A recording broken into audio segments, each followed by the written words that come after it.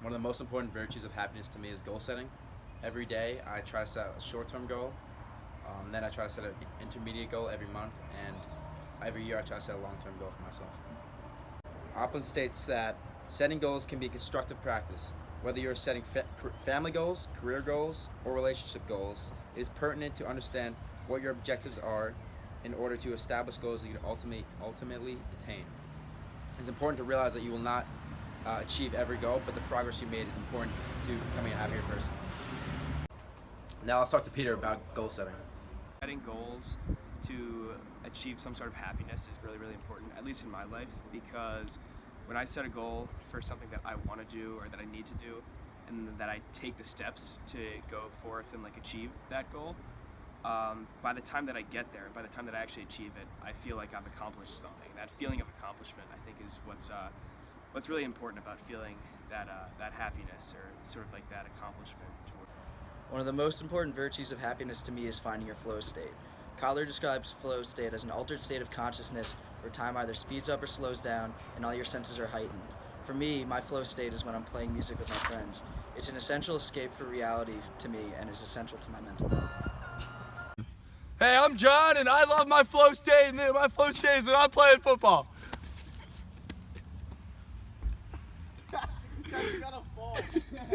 My flow state is when I'm working out. It's a good way to relieve stress. It takes my mind off of my daily activities, and it's a good way to impact my body.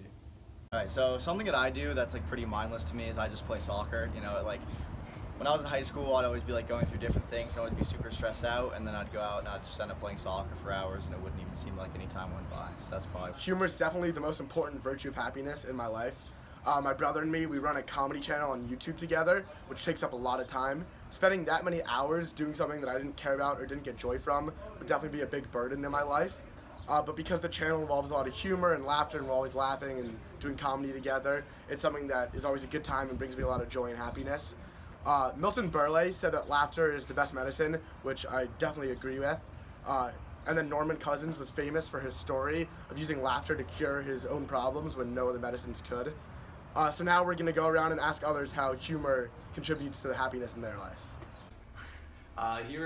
Humor to me means having a good time and just not taking life too seriously.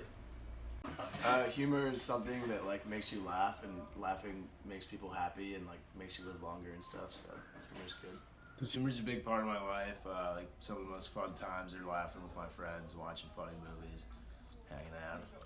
So I think humor is a really important part of being a happy person. You need to have humor about not only dumb things you do and times where you mess up, but also in a larger context with the world.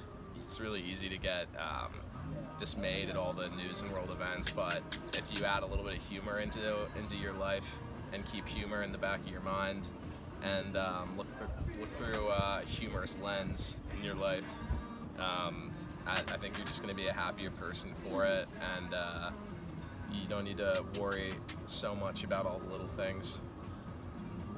Mark Williams and Danny Penman mentioned an interesting point that it's only since the 1980s that it's become clear moods can drive our thoughts as opposed to the reciprocal. This has led to a greater emphasis on the power mindfulness can have on one's happiness. I, for one, use mindfulness at the end of my day to put everything into perspective and help distance myself from the stresses I encounter in order to unwind. Let's take a look at how some others use mindfulness in their days. So yeah, I really like to meditate because it helps me really find out who I am and what I need in life, and overall makes me a happier person and more in touch with my being. I really love listening to music. It kind of gets my head in the right space. It helps me focus, and then it really calms me down for the rest of the day. So it kind of sets me up to be in a nice spot whenever I'm doing work or whatever. Another fundamental aspect of happiness that we discussed this semester is the importance of interpersonal relationships. As Ainsworth and Bowlby discussed in the happiness hypothesis, human beings from a young age share an innate desire to belong with others. So, whether it's with your friends at school or your family at home, you gotta be able to find people that you can share your life experiences with. So can you briefly talk about the importance of relationships on your overall well-being? Yeah, so my friends in college really helped me through stressful times, especially like finals. When I'm really stressed out, they're always there for me. They bring me candy, and they're just there for a shoulder. They're there as my shoulder to lean on. Relationships in my life would include family, girlfriends, and friends in general. I guess to touch on two important ones in my life, my relationship with my father.